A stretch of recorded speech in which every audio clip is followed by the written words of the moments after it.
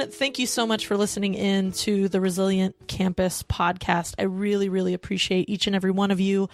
Some of you I get to see on a daily basis in person, and some of you we only interact virtually or online. And just know that I really appreciate the support that each and every one of you have shown. One of the asks that I am doing right now and really practicing how to ask for help and support is for you to review it on iTunes. So if you haven't reviewed the podcast on iTunes yet, I would love for you, and I would just be so honored if you would go and write a review. The more reviews that we get on iTunes, it actually drives more people to the podcast. And who wouldn't want to be a part of sharing the knowledge and the gospel that each of these guests have really uplifted and shared with us along our journey? You know, season 1, as I've come to frame it, as I've understood that I'm heading into actually curating a season 2 for you folks. Season 1 has really featured some amazing individuals, and I just want to really give a shout out and uplift their names once again, because we started off our season with the one and only Jason Jackson. And I get to see Jason every so often here in Minneapolis, and he is just an honor to be in community with. We then talked with Dolan, a good friend of mine, and Dr. John Paul, Dar Mayweather, Sinclair Caesar, who continues to fill my email inbox with just really honest, authentic, inspirational words through his listserv. So if you're not on Sinclair Caesar's listserv, please check that out. He is the SA Pro next door. We then talked with Bree Serrano, and Bree is doing amazing work, you know, in a doctorate program right now, and is doing some really important work uplifting queer and trans people of color in their work. I giggled a lot with our next guest, Jamie Piperato, who is just such a cool person, I think, to just kind of, have conversation with. She's just really fun and, is really humble in how Jamie embodies all the identities that she has in this world, and is just such an authentic and honest person to be around. Then we talked with Jessica Pettit, who, to this day, I haven't met Jessica in person, and I think that it'll happen one day. So that was, fun talking to someone that I hadn't met in person before, and but just had seen Jessica's work on social media and on LinkedIn, and just really being curious about, how do we get more people to be in those roles where they're able to build an organization or build some sort of impact, some platform for impact like Jessica has. And Jessica wrote a book and talked about that on the podcast episode. And that was that actually... For those of you listening into this on Saturday, that episode is coming out on Monday. So look forward to that.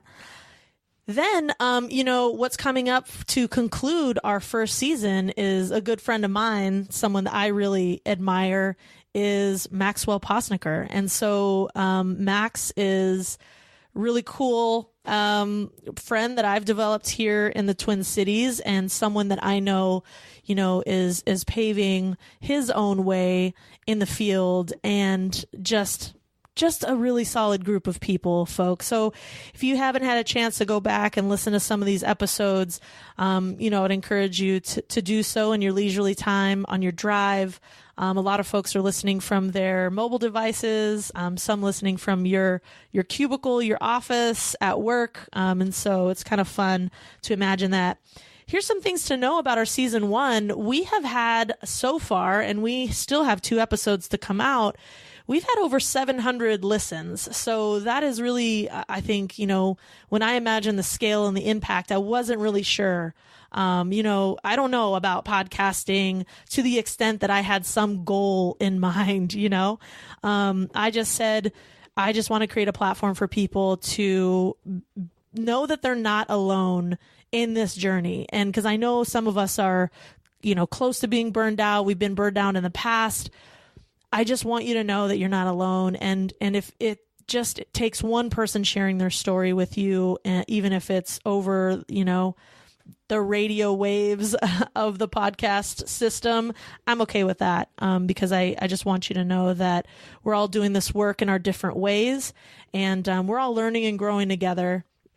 And so I want people to, be exposed to stories that are raw and authentic, and where we don't have to sugarcoat the fact that this work is challenging and it's not set up for, it's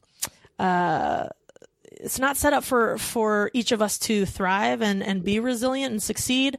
And so I just want to provide resource around your work on a daily basis. And so I hope that you've enjoyed and really been inspired by these people as I am truly inspired by each of them as well. So you have 2 more episodes to look forward to. I really want to give voice to and just really be vulnerable around the fact that I really fell off with my publishing schedule for the podcast. And I just want to say, I'm sorry about that. And I really sometimes let my technology demons, my queasiness around some of the intricacies of technology really kind of tie me up, and I let my my imposter syndrome really kind of show up in a way that is not productive. So, as much as I'm out there helping folks do their work around resilience and thriving, I myself am doing my work. And so I just want to apologize that I let, my not asking for help around the podcast to let that actually get in the way of you enjoying and having access to these stories.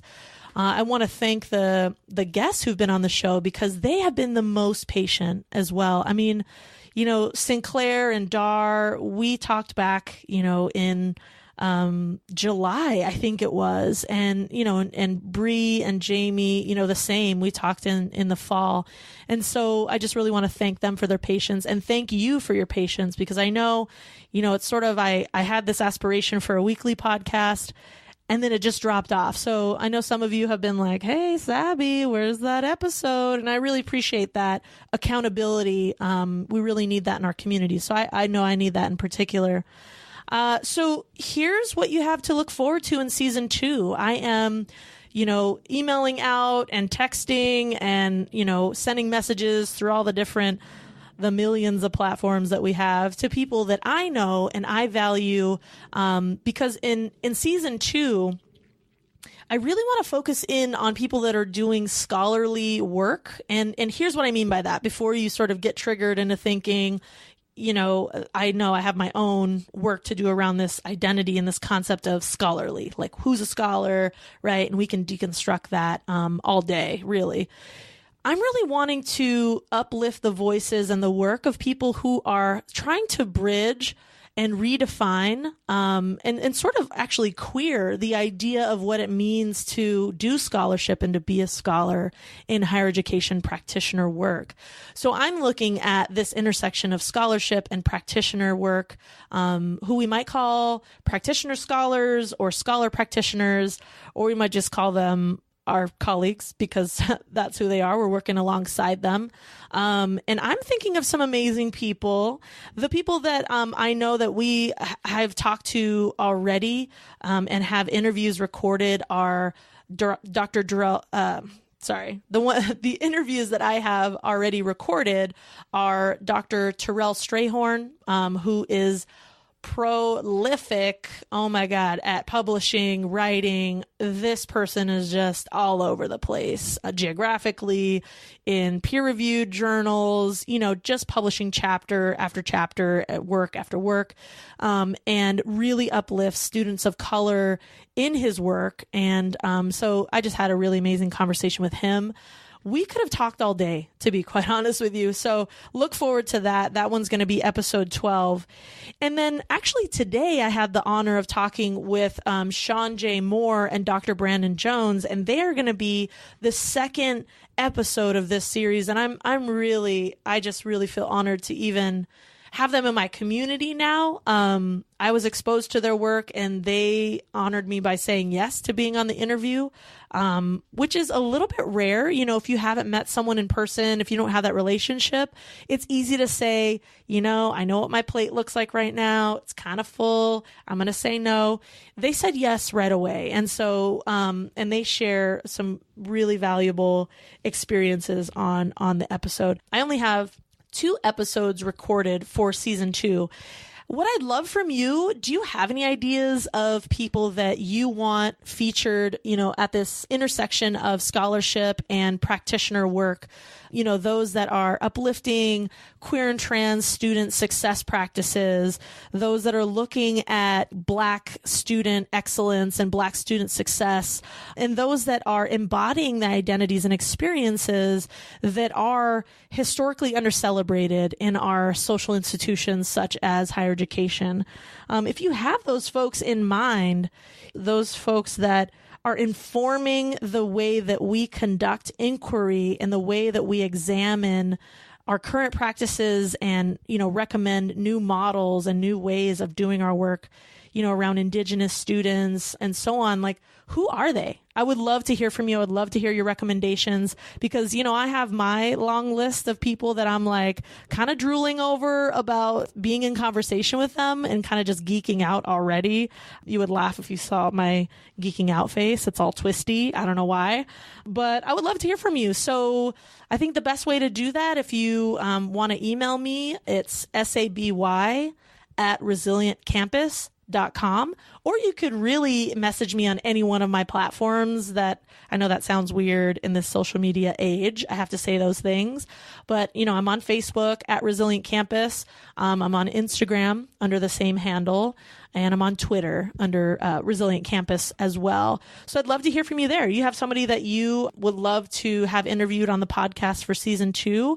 Message me. I really appreciate your ideas. If you're checking out the blog and you keep track of the Resilient Campus blog, I'm trying to get on a more regular publishing schedule as well. You see, the theme for me is consistency. I really am trying to be consistent, and in my own leadership growth and my development, I know that consistency is somewhere where I need to really intentionally work on. Kaylee Robsham, who is my business coach and my social media coordinator, she's really helping me to build a content plan and a content calendar. So she's really essential to this whole shift that you've seen in increased newsletters and increased blog posts. So the latest blog post about staying resilient in your job search, that one is just really getting a lot of attention. And I'm so glad because I'm currently in the job search, and I just want you to know that if you are currently too, I know it's challenging. And so just stay in it, practice your self-care. I talked a little bit about the 3 M's in this blog post. So check out the Resilient Campus blog for that.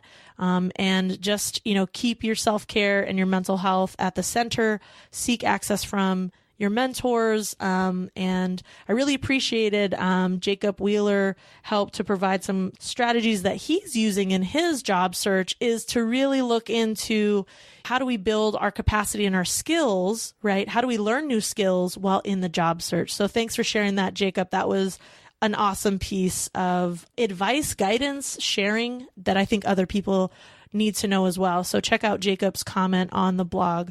Thank you so much for listening in. It's been an honor to promote this platform, and I try not to jump into my podcast interviews too much. It's kind of a battle for me. I have a lot to say, and really just kind of looking at how do I uplift their voices and centralize their experiences has been my goal. So you can get just their raw experiences and voice. And so this bonus episode is really me closing out the season and letting you know that there's 2 more episodes in this season to look forward to, folks that are on the front lines doing social justice work on college campuses and in higher education contexts. I really hope that you have gotten value from this podcast so far.